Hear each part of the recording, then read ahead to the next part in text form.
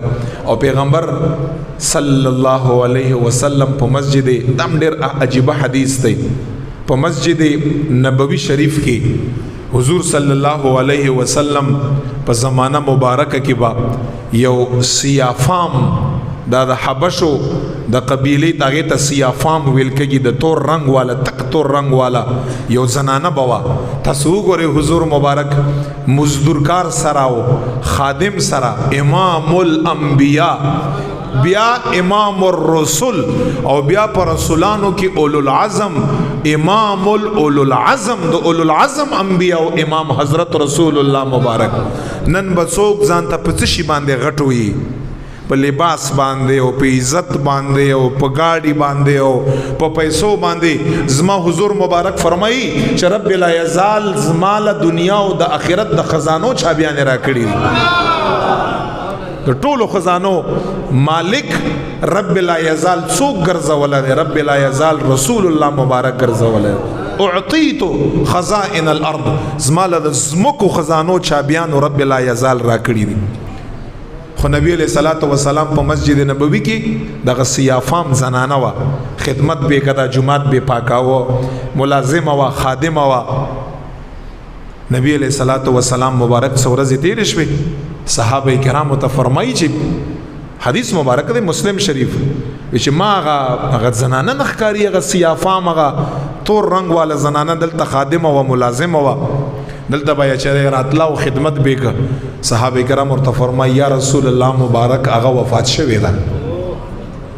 وفات شو او مونږ تعالی تکلیف او زحمت ارنک جنازم په وکړه او دفن هم کړه هغه وفات شوی دا چې رسول الله مبارک ته کله دا خبر وکړه نبی علیہ السلام ډیر خفه شو او صحابه کرام ته فرمایي چې دا مبارک چې وفات شو ملازم سیافام تاسو زه خبر ولې نکړم ورته فرمایي تاسو ما ته ولې ونوي چې دا خادمه دا مبارک وفات شوی دا صحابه حدیث مبارک کې راځي نبی علیہ السلام مبارک په غصه شو صحابه کرام په خاموش شو چې کله خاموش شو نبی علیہ السلام په خپل جواب کا ورته چې خا ما ته پته ده تاسو دا زنانه عام ګړله سیافام وکنا د تور رنگ والا وا د حبشو قبیله وا دلته براتلا او خادم وا ملازم وا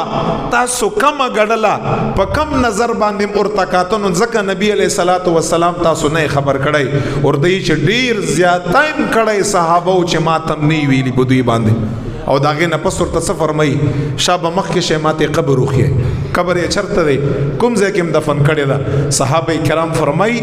نبی علیہ الصلوۃ والسلام په خپل باندې بذات خود مونږ سره د درې ورځې بعد روان شو او دغه ملازم او دغه چې التبراتله خادمه قبرم ورته خو دا چې پیغمبر علیہ السلام مبارک په قبر باندې ودرېده صفونه یې جوړ کړو نبی علیہ السلام مبارک په قبر باندې جنازه وکړه